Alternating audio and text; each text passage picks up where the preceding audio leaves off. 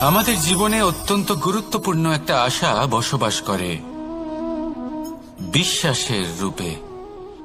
বিশ্বাস যা আমরা ঈশ্বরের ওপর করি, ভাগ্য প্রারব্ধের ওপর করি, নিয়তির ওপর করি। যখনই ভালো কিছু হয় আমরা বলি এ হলো ঈশ্বরের দয়া, যখন খারাপ কিছু হয় আমরা বলি এ হলো ঈশ্বরের মায়া। কখনো ঈশ্বর বা ভাগ্য বা প্রারব্ধ বা নিয়তি। আপনি নিজে কোথায় তা কখনো ভেবেছেন? আপনি বিশ্বাস করছেন ঈশ্বরের ওপর, প্রারব্ধের ওপর, কখনো নিজের উপর করেছেন? আমি আপনাকে একটা সহজ কথা বলি, যদি আপনি ঈশ্বরের উপর বিশ্বাস রাখেন, শুধুই ঈশ্বরের উপর বিশ্বাস, তাহলে আপনি সেটাই পাবেন যেটা আপনার ভাগ্যে লেখা রয়েছে। কিন্তু যদি আপনি নিজের উপর বিশ্বাস রাখেন, আত্মবিশ্বাস রাখতে শেখেন, তাহলে ঈশ্বর আর নিয়তি দুজনে মিলে আপনার ভাগ্যে সেটাই লিখবে যা আপনি চাইছেন। তাই মনে রাখবেন, সাফল্যের পথ হলো এই বিশ্বাস।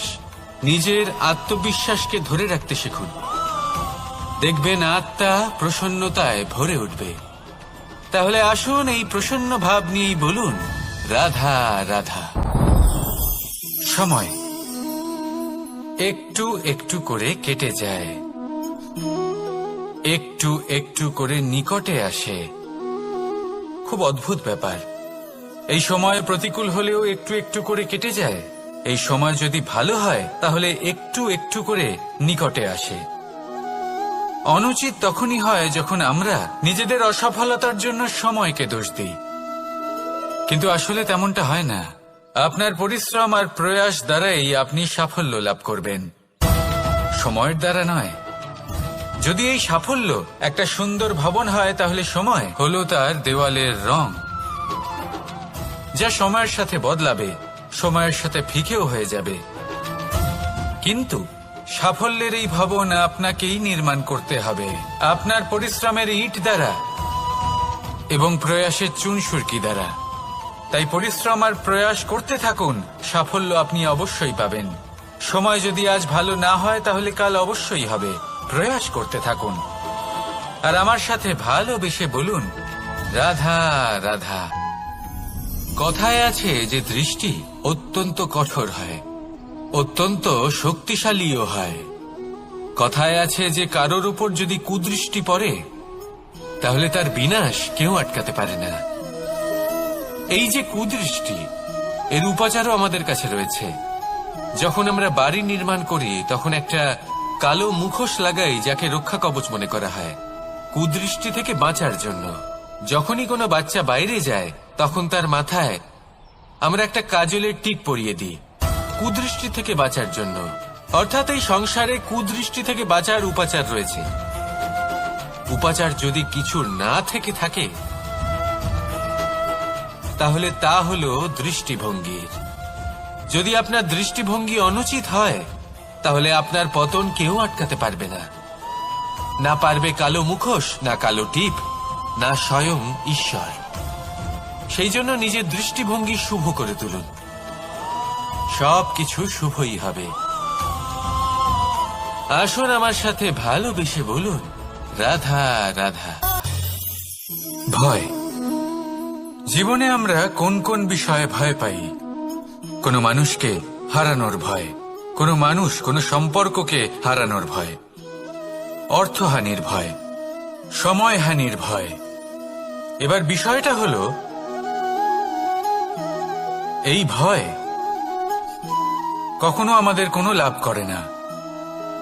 এটা সবসময় আমাদের পিছনে ঠেলে আর নিচু স্তরে নামিয়ে দেয়, কখনোই আমাদের উত্থানের কারণ হয় না।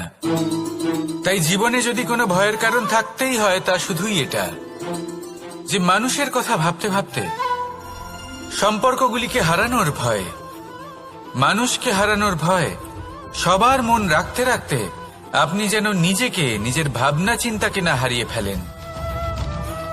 যদি এরকম হয়, যদি সকলের মন রাখতে রাখতে আপনি নিজেই নিজেকে হারিয়ে ফেলেন, নিজের ভাবনা, নিজের লক্ষ্য, নিজের মন্তব্যকে হারিয়ে ফেলেন, তাহলে সংসারে যতই যাই হয়ে যাক না কেন প্রসন্নতা লাভ করবেন না।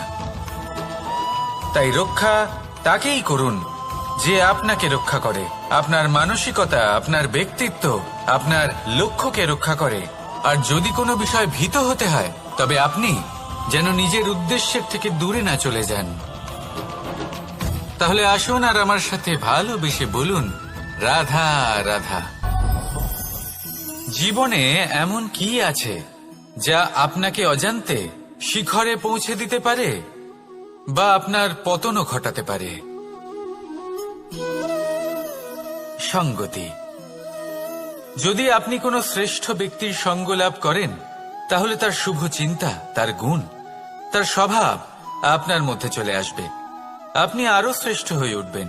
আবার সেখানেই যদি আপনি কোনো দুষ্ট ব্যক্তির সঙ্গতি লাভ করেন, কোনো খারাপ মানুষের সঙ্গতি লাভ করেন, তাহলে আপনার শুভ চিন্তা, আপনার গুণ, তা যে কখন আপনার থেকে কেড়ে নেওয়া হবে সেটা আপনি জানতেও পারবেন না। দেখুন, এই সঙ্গতি হলো অত্যন্ত গুরুত্বপূর্ণ। এই সঙ্গতি আপনার নিয়তি নির্ধারণ করে। আপনাকে উদাহরণ দিলে, বৃষ্টির ফোঁটাকে দেখুন। যদি কোনো ফোঁটা গাছের পাতায় এসে পড়ে, তাহলে তা জীবন দান করতে পারে। যদি এমন কোনো ফোঁটা সাপের মুখে এসে পড়ে, তাহলে তা বিষে পরিণত হয়। যেমন সঙ্গ, তেমন নিয়তি। এবার দুর্ভাগ্যের বিষয় হলো এটাই যে বর্ষার ফোঁটা নির্ধারণ করতে পারে না সে কোথায় পড়তে চায়। তার নির্বাচনের ক্ষমতা নেই। কিন্তু আপনি, আপনার কাছে তো বিবেক আছে, আপনি ভাবতে পারেন, চিন্তা করতে পারেন। তাহলে আপনি ভাবুন, আপনি কি এমন সঙ্গ চান যা শ্রেষ্ঠ, নাকি এমন সঙ্গ চান যা অশুভ? নির্বাচন আপনারই। শ্রেষ্ঠ সঙ্গ বাছুন আর আমার সাথে ভালোবেসে বলুন, রাধা রাধা।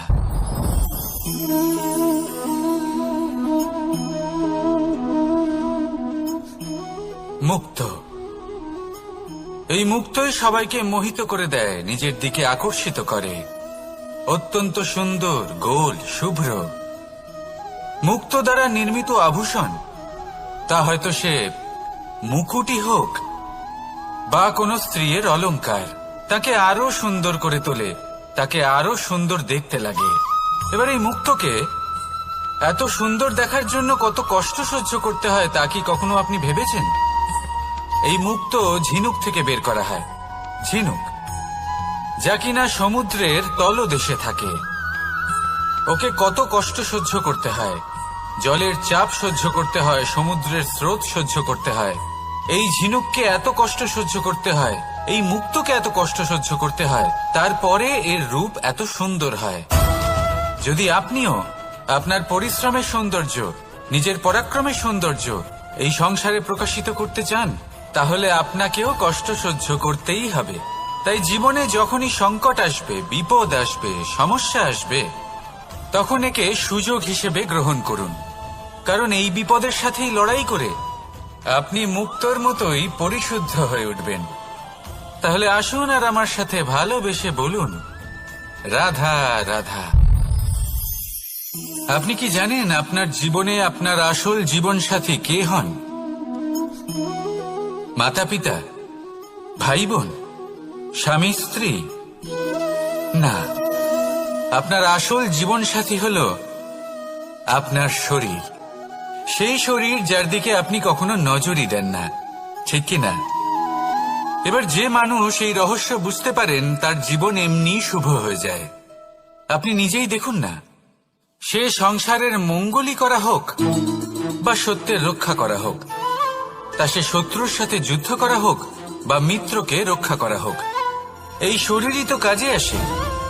তপস্যাতে, বলিদানে, পরিশ্রমে এই শরীরই হলো আধার, ঠিক কিনা? তাই আমাদের কর্তব্য হলো যে আমরা যেন নিজের শরীরের যত্ন নিই। আমরা কি খাই, আমাদের কি খাওয়া উচিত, এটা যেন বুঝি। কোনটা সুপাচ্য আর কোনটা নয়, এটা যেন বুঝি। কারণ যেমন হবে অন্ন, মনও তেমনই হবে। যত ভালো অন্ন, তত ভালো মন। আর সুস্থ শরীর হলো সুস্থ মনের আধার, এ কথা অবশ্যই মনে রাখবেন। আর যদি মন সুস্থ থাকে, তাহলে সকল শুভ উদ্দেশ্য পূর্ণ হবে। তাহলে আসুন আর আমার সাথে ভালোবেসে বলুন, রাধা রাধা। কথায় আছে যে জীবনের আধার হলো সম্পর্ক, প্রসন্নতারও এবং ঈশ্বরের সাথে দেখা পাওয়ারও। এবার এই সম্পর্কের আধার আসলে কি?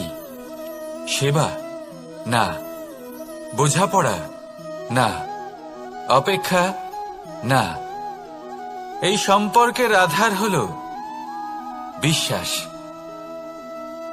যদি বিশ্বাস ভেঙে যায় তাহলে জেনে রাখবেন যে সম্পর্করূপী এই ভবন এর ভিতই ভেঙে গেল। আর যদি ভিত ভেঙে যায় তাহলে সেখানে অন্য কোনো ভবন নির্মাণ সম্ভব নয়, সম্ভবই নয়। এই সমস্ত সম্পর্কের বিশ্ব বিশ্বাসে বসবাস করে। এই বিশ্বাস হলো অত্যন্ত গুরুত্বপূর্ণ। এই বিশ্বাসের জোরেই আমি আর রাধা কোনো সাংসারিক বন্ধনে আবদ্ধ না হয়েও এক অত্যন্ত দৈব অলৌকিক বন্ধনে আবদ্ধ। এই হলো বিশ্বাস যার দ্বারা 11 অক্ষৌহিনী সেনার সামনে অর্জুন দাঁড়িয়েছিল এবং জয়ী হয়েছিল। এই বিশ্বাস হলো অত্যন্ত গুরুত্বপূর্ণ, তাই বিশ্বাস করতে শিখুন, বিশ্বাস দিতে শিখুন, বিশ্বাস পালন করতে শিখুন, আর আমার সাথে ভালোবেসে বলুন, রাধা রাধা। এই সংসার অত্যন্ত বিচিত্র এক স্থান। এ সত্য খুঁজতে থাকে, আর সত্য খুঁজে পেলেই তা প্রমাণ করতে চায়। সে চায় তার প্রমাণ পেতে, সাক্ষী পেতে চায়। সেক্ষেত্রে আমাকে বলুন যে সত্য কি করতে পারে। সেই ব্যক্তি যে সত্যকে ধরে আছে সে কি করবে? কিছুই নয়। কিছু করার প্রয়োজনই নেই, শুধু তাতে টিকে থাকতে হবে, সেই হিমালয়ের মতো যা আজ পর্যন্ত টিকে রয়েছে। যদি আপনি সত্যবাদী হন তাহলে আপনার কিচ্ছু প্রমাণ করার কোনো প্রয়োজন নেই। যদি প্রয়োজন থাকে তাহলে সত্যের সাথে টিকে থাকার। এই সময় নিজে সাক্ষী হবে, নিজে প্রমাণ দেবে। এই নিয়তি স্বয়ং প্রমাণিত করবে যে আপনি সত্যবাদী ছিলেন, আপনি সত্যের পথে ছিলেন। তাহলে আসুন আর আমার সাথে ভালোবেসে বলুন, রাধা রাধা। ঈশ্বর আমাদের হাত প্রদান করেছেন। হাত যা জড়ো করা হয় প্রণাম করার জন্য, ঊর্ধ্বগামী হয় প্রার্থনার জন্য। এই হাত যার দ্বারা আমরা খাবার খাই, ফসল উৎপাদন করি। কিন্তু এই হাতের দ্বারা সবথেকে শ্রেষ্ঠ কাজ কি হতে পারে? সেবা। আগে হ্যাঁ, সেই হাত যা সামনে এগিয়ে আসে সেবা করার জন্য, যে সেবা করে তাদের যারা দুঃখে থাকেন, নিরাশ হয়ে থাকেন, যারা সেবা করেন তাদের যারা কিনা দরিদ্র। সেই হাত হলো সব থেকে অধিক মহান। ঈশ্বরকে দীনবন্ধু বলা হয়ে থাকে, কারণ যারা দুঃখী হন, নিরাশ হন, দরিদ্র হন, ঈশ্বর তাদের সাহায্য করেন, তাদের সহায়ক হন, তাদের মধ্যে ঈশ্বর বাস করেন। তাই আপনারা যদি এটাই করেন, যারা দুঃখে আছেন, নিরাশ হয়ে আছেন, যাদের সাহায্যের প্রয়োজন রয়েছে, যদি আপনি তাদের সাহায্য করেন, তাহলে আপনি এমন এক চৈতন্য লাভ করবেন যে আপনি তৃপ্ত হয়ে উঠবেন। তাহলে সবার সেবা করুন আর আমার সাথে ভালোবেসে বলুন, রাধা রাধা। আজ আমার কাছে একটা হাতুড়ি রয়েছে। অত্যন্ত শক্তিশালী হলো এই হাতুড়ি। এই হাতুড়ি দিয়ে প্রহার করে একটা গরম লোহাকে আপনি সুন্দর অস্ত্রে পরিণত করতে পারবেন। এই হাতুড়ি দিয়েই প্রহার করতে করতে একটা অত্যন্ত বড় পর্বত ভেঙে আপনি ওখানে একটা নতুন পথ নির্মাণ করতে পারবেন। এই হাতুড়ির স্বল্প আঘাতেই আপনি প্রসাধনের জন্য সুন্দর সুন্দর আভূষণ বানাতে পারবেন। কিন্তু যদি কোনো সুন্দর বাড়ি দেখতে পান আর তার ভিতে আপনি যদি এই হাতুড়ি দিয়ে প্রহার করেন, তাহলে তার বিনাশ হয়ে যাবে। এমনই কিছু হয় প্রেমের ক্ষেত্রেও। তা এতটা শক্তিশালী হয় যা সৃজন করে, কিন্তু সর্বনাশও এ করতে পারে। সবকিছুই নির্ভর করছে আপনার উদ্দেশ্যের উপর। এই উদ্দেশ্যকে শুভ রাখুন আর ভালোবাসার উপর একটু নিয়ন্ত্রণ রাখতে শিখুন, যেন এমন না হয় যে আপনি সৃজন করতে গেলেন কিন্তু সর্বনাশ করে বসলেন। আসুন আর আমার সাথে ভালোবেসে বলুন, রাধা রাধা। এই প্রেম যতটাই সরল ঠিক ততটাই জটিল হয়। এই প্রেমের দুই রূপ হয়, সবলতা আর দুর্বলতা। নির্বাচন হলো আপনার। এবার যদি একটা উদাহরণ দিয়ে আপনাকে বোঝাই, তাহলে মাতা পিতাকে দেখুন। মাতা পিতা সন্তানকে কখনো কখনো এত স্নেহ দিয়ে ফেলেন যে তাকে বাইরে কোথাও যেতেই দেন না, আর তার ফলে সন্তান এতটাই দুর্বল হয়ে পড়ে যে এমনও হয় তারা সারা জীবন বাড়িতেই বসে থাকে। এবার যদি এই মাতা পিতাই এই ভালোবাসায় সাহস জুগিয়ে দেন, সেই সন্তানকে বলে দেন যে যাও, এই সংসারকে অনুভব করো, নিজের প্রারব্ধ নিজেই রচনা করো, এই সংসারে সব থেকে শ্রেষ্ঠ হয়ে দেখাও, সব থেকে উঁচুতে উঠে দেখাও, তাহলে সন্তান অবশ্যই এটা করে দেখাতে পারে। এবার আপনি নিজের প্রেমের দ্বারা আপনজনদের দুর্বল করবেন নাকি তাদের সবল করবেন, সিদ্ধান্ত আপনারই। আসুন আর আমার সাথে ভালোবেসে বলুন, রাধা রাধা। মানুষ বলেন প্রেমে অনেক শক্তি আছে, আর এটা সত্যিও বটে। প্রেমে এতটাই শক্তি থাকে যে শত্রুতার বড় বড় স্তম্ভকেও এত সহজে ফেলে দিতে পারে। কিন্তু আপনি দেখে থাকবেন, যারা অধিক শক্তিশালী হন তারা দুই ধার সম্পন্ন তরোয়ালের মতো হন। কারণ এই প্রেম যদি আচরণে থাকে, মনে থাকে, বিচার বুদ্ধিতে থাকে, তাহলে তা শুভ হয়। এই প্রেম সৃজন করে। কিন্তু প্রেম যদি ব্যবসার অঙ্গ হয়, যদি এই প্রেমের ব্যবহার নিজের স্বার্থ, নিজের অহংকারের জন্য করা হয়, তাহলে তা সংসারের বিনাশ ঘটাতে পারে। রাধা প্রেমের ব্যবহার করেছে শাম্বের কারণে, আর শাম্ব সেই প্রেমের ব্যবহার করেছে নিজের অহংকার, নিজের স্বার্থ সিদ্ধির জন্য। শেষ পর্যন্ত ক্ষতি শাম্বের হলো না, হলো প্রেমের।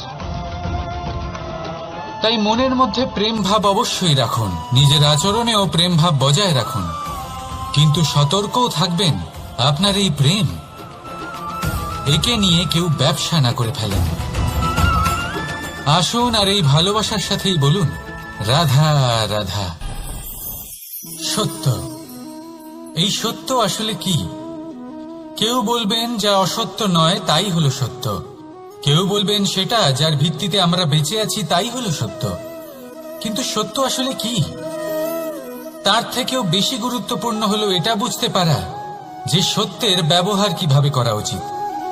যদি আপনার কাছে সত্য থাকে বা আপনি সত্য জেনে থাকেন আর আপনি তার ব্যবহার করেন, সদ্ব্যবহার করেন সংসারের জন্য, তাহলে আপনি এই সমস্ত সংসারের অনেক ঊর্ধ্বে চলে যাবেন। কিন্তু যদি আপনি সত্য জানেন আর তার দুর্ব্যবহার করেন, তাহলে আপনি সমস্ত সংসারের পক্ষে ক্ষতিকারক হয়ে উঠতে পারেন। তাই মনে রাখবেন, সত্য যতটাই কোমল, অর্ধ সত্য হলো ততটাই কঠোর। এই অর্ধসত্য সমস্ত সংসারের বিনাশ ঘটাতে পারে। সেই জন্য জীবনে সত্যের বিষয়ে সম্পূর্ণ সত্য জানতে শিখুন, এ হলো অত্যন্ত গুরুত্বপূর্ণ। এই সত্য তার নিজস্ব দাবি হলো আপনি সাবধানে থাকুন। তাহলে আসুন আর আমার সাথে ভালোবেসে বলুন, রাধা রাধা। পঞ্চমহাভূত, জীবন রচনায় এর অবদান অনস্বীকার্য। এই পঞ্চমহাভূত আসলে কি? জল, বায়ু, অগ্নি, মাটি আর আকাশ। এবার শুধুমাত্র জীবন রচনায় এর অবদান আছে তা নয়, শুধু শরীর রচনাতে এর যোগদান আছে তা নয়, বরং এরা হলো আমাদের জীবনের সব থেকে বড় শিক্ষক। এবার আপনারা সকলে চমকে যাবেন, হয়তো আপনারা এই দৃষ্টিভঙ্গি দিয়ে কখনো দেখেননি। আমি আজ আপনাদের বোঝাবো। এদের মধ্যে সব থেকে বড় তত্ত্ব জল। এ আমাদের কি শেখাচ্ছে? এই জল, এর নামই হলো জল, কিন্তু এ কখনোই আমাদের জ্বালায় না, আমাদের জ্বলনের কারণ হয় না। তাহলে কি করে? আমাদের তৃষ্ণা মেটায়, আমাদের শীতলতা প্রদান করে, জীবন দান করে। এর দ্বারা আমরা কি শিক্ষা লাভ করি? যে আপনার উৎপত্তি যেখান থেকেই হোক না কেন, আপনি যেখানেই জন্মগ্রহণ করুন না কেন, আপনার কর্ম সর্বদা শ্রেষ্ঠ হওয়া উচিত। আপনি জলকে যে কোনো পাত্রে রাখুন না কেন, সে সেই অনুসারেই নিজের আকার ধারণ করে নেয়। এর দ্বারা আমরা কি শিক্ষা পাই? এই শিক্ষাই পাই যে যে কোনো পরিস্থিতিতেই নিজেদের মানিয়ে নিতে হবে, নিজেকে সেরকম করে নিতে হবে। যে দেশেই থাকি না কেন, যে স্থানেই থাকি না কেন, যে পরিস্থিতিতেই থাকি না কেন, যে ব্যক্তির সাথেই থাকি না কেন, আমাদের সুখময় হয়ে জীবন অতিবাহিত করা উচিত। দেখুন, আমাদের কত বড় একটা শিক্ষা দিল এই জল, যা আমরা কোনোদিন দেখতেই পাইনি। নিজেকে জলের মতোই করে তুলুন। সুখের ধারায় স্বাচ্ছন্দ্যে প্রবাহমান হতে থাকবেন আপনি। নিজের আকারকে ভেঙে ফেলুন, নিজের সীমা লঙ্ঘন করুন। আপনি অবশ্যই একদিন মহানুভবতা অনুভব করবেন। তাহলে আসুন আর আমার সাথে ভালোবেসে বলুন, রাধা রাধা। জীবনের পঞ্চমহাভূতের দ্বিতীয় তত্ত্ব হল মাটি, ভূমি, ধরা, যে ধারণ করে, যা আমাদের সকলকে ধারণ করে, ভালো হোক বা মন্দ, নিজের কর্তব্য পালন করে। আর এটাই শিক্ষা আমাদের জন্য। আমাদেরকেও আমাদের সকল কর্তব্য পালন করতে হবে, তা সে আমাদের নিজেদের প্রতি হোক, আমাদের পরিবারের প্রতি হোক, সমাজের প্রতি হোক বা ঈশ্বরের প্রতি। এই শিক্ষা আমাদের মাটি দিয়ে থাকে। এ আমাদের পদতলে পিষ্ট হয়েও তার বদলে আমাদের বনস্পতি প্রদান করে। অগ্রসর হতে পদক্ষেপ নেওয়ার সময় আমরা পা দিয়েই ধরিত্রীকে পিছনে ঠেলি, কিন্তু এই মাটি আমাদের ঘৃণা করে না। সে আমাদের পরবর্তী পদক্ষেপের জন্য অপেক্ষা করে আর স্বাগত জানায়। আর হয়তো সেই জন্যই এই ধরাকে আমরা ধরিত্রী মাতা বলে থাকি। আর তাই এই পদবী, এই সম্মান, এই ভালোবাসা, এর আকার বা এর ভারের জন্য একে প্রদান করা হয় না, প্রদান করা হয় এর স্বভাবের কারণে। আপনিও যদি ধরিত্রীর মতো হতে পারেন, যদি আপনিও নিজের সকল কর্তব্য পালন করেন, বিশ্বাসের সাথে তা স্বীকার করে নিতে পারেন, যদি অন্য কারোর সাফল্যেও আপনি প্রসন্ন হতে শিখতে পারেন, যদি আপনি একটু কষ্ট সহ্য করে অন্য কাউকে প্রসন্নতা প্রদান বা অন্য কাউকে সেবা করতে পারেন, তাহলে আপনিও মাটির মতোই মহান হয়ে উঠতে পারবেন। তাহলে আসুন আর আমার সাথে ভালোবেসে বলুন, রাধা রাধা। জীবনের পঞ্চমহাভূতের মধ্যে একটা তত্ত্ব হল বায়ু। বায়ু যাকে কিনা দেখা যায় না, বরং তাকে কিন্তু আমরা অনুভব করতে পারি। আর একে সব থেকে বেশি অনুভব করতে পারি তখন যখন বায়ু কম থাকে। বায়ু যদি লুপ্ত হয়ে যায়, তাহলে তখনই আমরা বুঝতে পারি যে বায়ু তো নেই, এ তো সমস্যার ব্যাপার। এবার এই বায়ু দ্বারা আমরা কি শিক্ষা পাই? এই বায়ু আমাদের এই শিক্ষা দেয় যে আমাদের কখনোই অহংকার করা উচিত নয়। আমরা সকলেই কখনো না কখনো চাই যে আমাদের শ্রেষ্ঠতা, আমাদের যোগ্যতা, আমাদের মাহাত্ম্য এই সংসার বুঝতে পারুক। আর নিজের মাহাত্ম্য প্রমাণ করার জন্য শক্তি দেখানোর কোনো প্রয়োজন নেই। কারণ যখন কোনো ব্যক্তি, এই সমাজ, এই সংসার আপনাকে নিজের থেকে দূরে করে দেবে, আপনার থেকে দূরে চলে যাবে, তখন আপনার মাহাত্ম্য কি তার আভাস সে নিজে থেকেই অবশ্যই পেয়ে যাবে। আপনার কিছুই করার প্রয়োজন নেই। বায়ুর মতো হয়ে উঠুন। বায়ু যার কিনা কোনো ভার নেই, কিন্তু যখন সময় আসে, যখন সে তুফানের রূপ নেয়, তখন অত্যন্ত বড় বড় বিধ্বংসী কাজ সে করে ফেলে। আর তখন এর শক্তির কোনো তুলনাই হয় না। বায়ু যে নিজের সঞ্চালন দ্বারা পৃথিবীকে প্রাণ দেয়, নিজের পরিবহন দ্বারা এই মেঘ সৃষ্টি করে, এই ধরিত্রীর তৃষ্ণা নিবারণ করে। বায়ুর মতো যদি আপনি হয়ে উঠতে পারেন, তাহলে হালকা হয়ে যাবেন, ওপরে উঠতে পারবেন এই সংসার, এই ভৌতিকতা, এই মোহ মায়া থেকে। আর তখন আপনি বুঝতে পারবেন যে প্রেম কাকে বলে। তখন আপনি বুঝবেন যে দান করাই হলো জীবন। তাহলে আসুন আর আমার সাথে ভালোবেসে বলুন, রাধা রাধা। জীবনের পঞ্চমহাভূতের মধ্যে একটা তত্ত্ব হলো আকাশ। আকাশ যা কিনা নিরাকার, যার কোনো আকার নেই। আকাশ যা হলো অনন্ত। আর আমাদের সবসময় মনে হয় যে এই আকাশ আমাদের সাথে জড়িয়ে রয়েছে। কেন? এবার এই আকাশ আমাদের জন্য কি না করে। আকাশ আমাদের ওড়বার স্বাধীনতা দেয়। আকাশ মেঘকে ধারণ করে যাতে আমাদের তৃষ্ণা মিটতে পারে। এই আকাশ সূর্য এবং চন্দ্রকে তার যথাস্থান দেয় যাতে আমরা প্রকাশও পেতে পারি, আবার অন্ধকারও, যাতে আমাদের জীবনে সামঞ্জস্য বজায় থাকে। আকাশের থেকে অনেক কিছুই শেখার রয়েছে।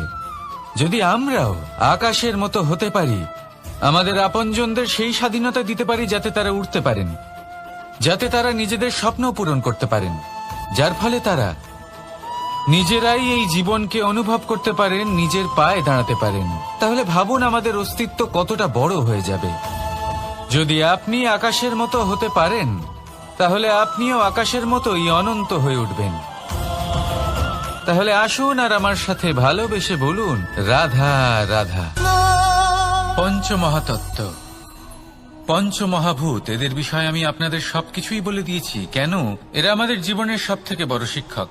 আর এদের থেকে আমরা কি শিক্ষা পাই? নিশ্চিত রূপে এই পঞ্চমহাতত্ত্ব আমাদের দেহের নির্মাণ করে, কিন্তু একটা ষষ্ঠ মহাতত্ত্ব রয়েছে, এমন এক তত্ত্ব যার না কোনো ভার আছে, না কোনো পরিমাণ আছে, কিন্তু তা হলো অত্যন্ত গুরুত্বপূর্ণ, ভাবনা। কেউ একে আত্মা বলে, কেউ একে বিবেক বলে, কেউ একে প্রাণ বলে, আর কেউ বলে চেতনা। এবার এই চেতনা যখন পঞ্চমহাতত্ত্বের সাথে জুড়ে যায়, এক হয়ে যায়, তখন মানুষের জীবনের নির্মাণ হয়। এবার আপনার দেহের নির্মাণ জন্ম থেকেই পঞ্চমহাতত্ত্ব করে দেয়, কিন্তু এই ভাবনা, এই চেতনা, একে আপনি নিজেই এগিয়ে নিয়ে যেতে পারেন। একে দিশা দেখাতে হবে, এর বিকাশ আপনাকেই করতে হবে। কিভাবে? তা আপনার ওপর নির্ভর করছে। আপনি এর সদ্ব্যবহারও করতে পারেন, দুর্ব্যবহারও করতে পারেন। এমন এক দিশা দিতে পারেন, এমন সদ্ব্যবহার করতে পারেন যে আপনি নিজেই কোনোদিন ভগবত গীতার জ্ঞান দিলেন। এমন দুর্ব্যবহার করতে পারেন, এমন দিশাও দিতে পারেন যে আপনি হয়তো শকুনের মতোই মহাভারত রচনা করলেন। এই চয়ন আপনারই। শুধু এই চেতনার শুদ্ধতার দিকে বিশেষ নজর রাখতে হবে। যদি এই চেতনা শুদ্ধ হয়, তাহলে প্রেম থাকবে, আর যদি এই চেতনা অশুদ্ধ হয়, তাহলে বিদ্বেষ হবে। আর আমার মতে সুখ এবং শান্তি প্রেমের দ্বারাই লাভ হবে, বিদ্বেষ দ্বারা নয়। তাহলে আসুন আর আমার সাথে ভালোবেসে বলুন, রাধা রাধা। জীবনের পঞ্চমহাতত্ত্বের মধ্যে পঞ্চম তত্ত্ব অগ্নি। অগ্নি যা জ্বালাতে সাহায্য করে, কিন্তু তা উত্তাপও প্রদান করে। নিশ্চিত রূপে অগ্নি আমাদের জ্বালিয়ে দিতে পারে, কিন্তু আপনি কি কখনো এটা ভেবে দেখেছেন যে আগুন, তাকে নিজেকে কতটা জ্বলতে হয়, তাকে নিজেকে কতটা তাপ সহ্য করতে হয়? ও নিজে জ্বলে আমাদের উত্তাপ প্রদান করার জন্য, ও নিজে জ্বলে আমাদের ঊর্জা দেবার জন্য, আমাদের আলো দেবার জন্য, অন্ধকারে পথ দেখানোর জন্য, শত্রুর সাথে মোকাবিলা করার জন্য আমাদের সাহায্য করে নিজে জ্বলে। যখন আমরা কোনো দেবতার জন্য যজ্ঞ করি, তখন দেবতার ভোজন গ্রহণ করার নিমিত্ত হয় এই অগ্নি। কত কিছু ওকে সহ্য করতে হয় আমাদের এত কিছু দেবার জন্য। আপনিও আগুনের মতো হয়ে উঠুন, নিজে কষ্ট সহ্য করুন অন্যকে সাহায্য করার জন্য, তাদের জীবন উদ্ধার করার জন্য, নিজের প্রিয়জনের জন্য, নিজের পরিবারের জন্য, নিজের মাতা পিতার জন্য, এই সমাজের জন্য। নিজে কষ্ট সহ্য করুন, প্রকাশের কেন্দ্রবিন্দু হয়ে উঠুন, আর সকলকে পথ প্রদর্শন করুন, সবাইকে পথ দেখান। যেদিন আপনি আগুনের মতো হয়ে উঠবেন, সেই দিন ঠিক যেমন অগ্নিকে পুজো করা হয়, আপনিও সেইভাবে পূজনীয় হয়ে উঠবেন। যেমন সকল শুভকর্মে, সকল যজ্ঞে, সকল পুজোতে অগ্নিকে স্মরণ করা হয়, সেইভাবেই সকল শুভকর্মে আপনাকেও স্মরণ করা হবে। আর যেদিন আপনি এরকম হয়ে উঠবেন, সেই দিন জীবনের বাস্তব মর্ম কি আপনি তা বুঝতে পারবেন। তাহলে আসুন আর আমার সাথে ভালোবেসে বলুন, রাধা রাধা। ফলটা দেখছেন আপনি? এটা সেই ফল যেটা গাছের সবচেয়ে উঁচু ডালে পাওয়া যায়, কিন্তু যখন এটা খসে পড়ে, তখন এটা আকাশের দিকে যায় না যা ওপরে আছে, সে যায় সেই ভূমির দিকে যে নিচ থেকে তার দিকে তাকিয়ে থাকে। কেন? কারণ এই ফলের নিজের উচ্চতার ধারণা মাটির থেকে নিজের দূরত্ব দেখে হয়। এই ব্যাপারটাই আমাদের মানুষের জন্যও খাটে। যদি আপনি সম্পন্ন হন, তাহলে তাদের সাহায্য অবশ্যই করবেন যাদের সামর্থ্য আপনার থেকে কম, যাদের সাহায্যের অত্যন্ত প্রয়োজন। আপনার সামর্থ্য বেশি কারণ তাদের আপনার থেকে সামর্থ্য কম। দেখুন, জীবনে আনন্দ শুধু বড় হওয়ায় নয়, বরং তাদের সাহায্য করেও আছে যারা কোনো কারণবশত আপনার থেকে নিচে রয়ে গেছেন। আর যখন একটা ফল এই কথাটা বুঝতে পারে, তখন আপনি নয় কেন? রাধা রাধা। সময় বড়ই বিচিত্র অনুভব দেয়। যখন অপেক্ষা করছেন তখন অনেক লম্বা হয়ে যায়। প্রতিটা মুহূর্ত একটা গোটা দিনের মতো মনে হয়। ঠিক সেইভাবেই যদি কোথাও যেতে দেরি হয়, তখন সময় দৌড়তে থাকে, প্রসন্নতায় বয়ে যায় আর নিরাশায় থমকে যায়। আপনদের সাথে থাকলে সময়ের খেয়ালই থাকে না, শত্রুদের সাথে থাকলে সেই সময়ই খারাপ হয়ে যায়। কিন্তু এটাই কি সত্যি বাস্তব? না, সময় তো সময়ই হয়, নিজের গতিতেই চলে সে। শুধু সেই গতির আভাস আমাদের মানসিক অবস্থা অনুযায়ী বদলে যেতে থাকে। তাই এই সমস্যা সময়ের নয়, আমাদের মানসিকতা। তাই নিজেকে খুশি রাখুন, অন্যদেরও খুশি রাখুন। আগের সমস্ত ঘটনা ভুলে যান আর একটা উজ্জ্বল ভবিষ্যতের দিকে অগ্রসর হন। সময় সবসময় ভালোই লাগবে। প্রেম করুন সবার সাথে, সময় সবসময় সুখেই কাটবে। রাধা রাধা। অগ্নি জীবনে খুব মহত্বপূর্ণ হয়। এই অগ্নি, এই অগ্নি উজ্জ্বলতা হয়ে আমাদের জীবিত রাখে। কিন্তু ভাবুন, যদি এই উজ্জ্বলতা ক্রোধের অগ্নি হয়ে দিকভ্রষ্ট হয়, তাহলে কি হবে? একটা ছোট পাতা দিয়ে শুরু করে গোটা বনকে ছারখার করে দিতে পারে। ঠিক সেরকমই মানুষের ক্রোধের আগুনও অন্যদের তো ভস্ম করেই, কিন্তু তার পূর্বে স্বয়ং নিজেকেই ভস্ম করে দেয়। তাহলে কি করা যায়? কি করে নিয়ন্ত্রণ করা যায় তাকে? উত্তর হলো, তাতে জল ঢেলে দিয়ে, জলের মতো বইতে দিই নাকি। ঠিক সেইভাবে যেমন সূর্য নিজের অগ্নিকে তেজ বানিয়ে আপনার কাছে পৌঁছে দেয়। এটাই পার্থক্য সূর্যের অগ্নি আর ক্রোধের অগ্নির মধ্যে। সূর্যের অগ্নি বিচ্ছুরিত হয়ে প্রতিফলিত হয়ে আসে, আর সেই জন্যই তাকে তেজ বলা হয়। অন্যদিকে আমাদের ক্রোধের আগুনের কোনো সীমাই থাকে না। তাহলে নিজের অন্তরের শক্তিকে ক্রোধের আগুন বানিয়ে জ্বালাতে চান, নাকি উজ্জ্বলতা বানিয়ে বিস্তারিত করতে চান? সিদ্ধান্ত আপনার। রাধা রাধা। এই সংসার অনেকটাই বড়, আর আমরা তার কাছে অত্যন্ত নগণ্য।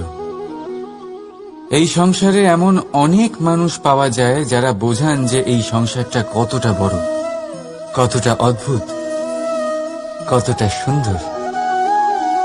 আর এই সংসার রচনা করে পরমেশ্বর কত মহান এক কাজ করেছেন।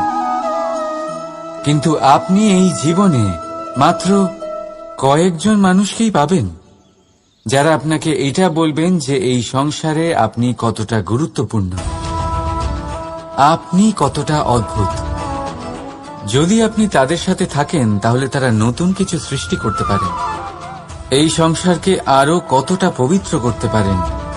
তাই এই সংসারকে গুরুত্ব না দিয়ে সেই মুষ্টিমেয় কিছু মানুষকে গুরুত্ব দিন, কারণ তারাই হলো আপনার আপনজন, আর তারাই আপনাকে সঠিক পথে চালিত করবে।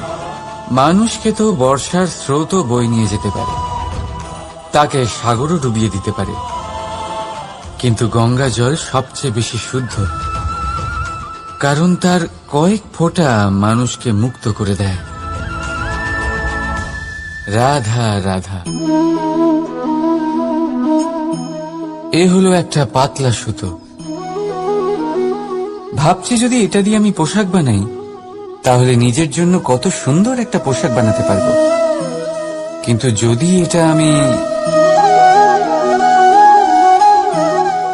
চিন্তা করবেন না,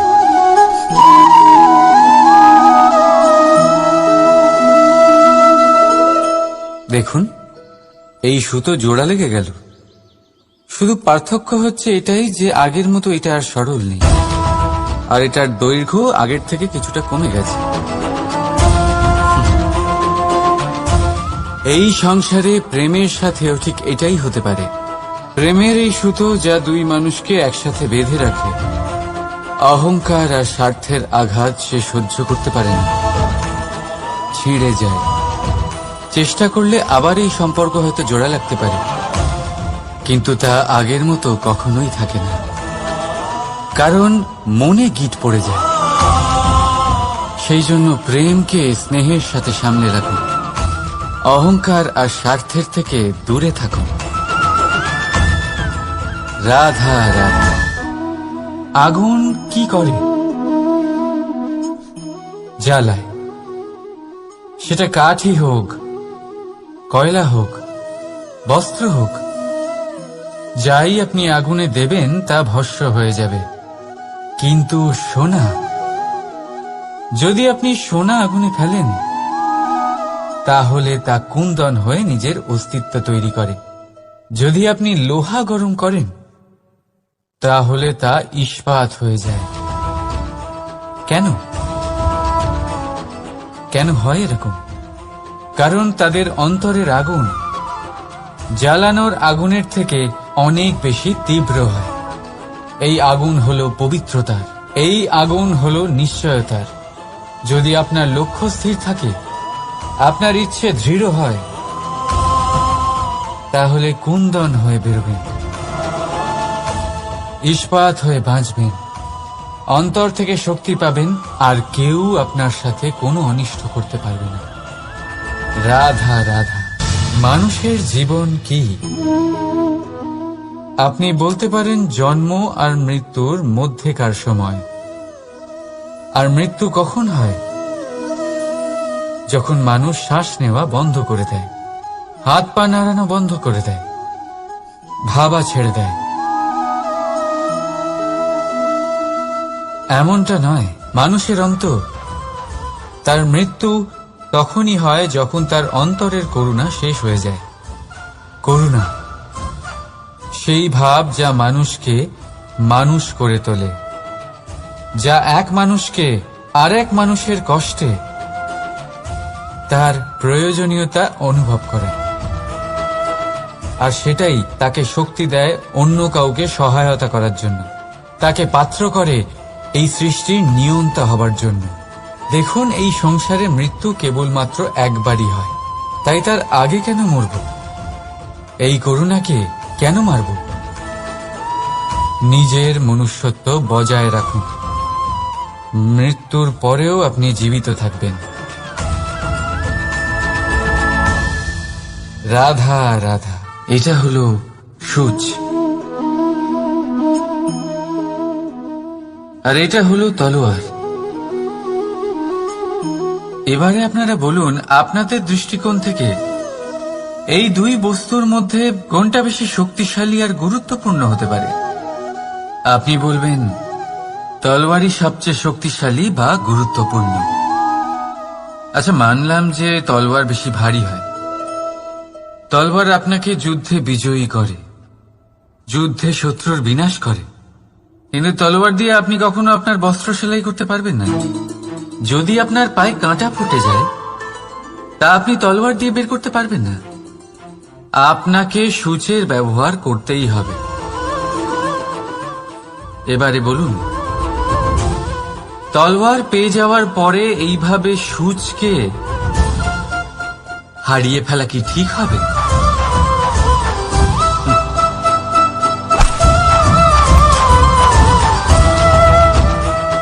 ঠিক সেইভাবেই জীবনে সম্পন্ন বন্ধু পাওয়ার পরেও আপনার সেই বন্ধুদের হারাবেন না যারা কম সম্পন্ন, দরিদ্র। কারণ তারা আপনার সাথে তখন ছিলেন যখন আপনি কিছুই ছিলেন না, আর জীবনে দরকার পড়লে তারাই আপনার কাজে আসবে, সম্পন্ন বন্ধু নয়। তাই যাকে ভালোবেসেছেন তার সাথে বন্ধুত্ব পালন করুন। চিত্ত আনন্দে জেগে উঠবে। রাধা রাধা।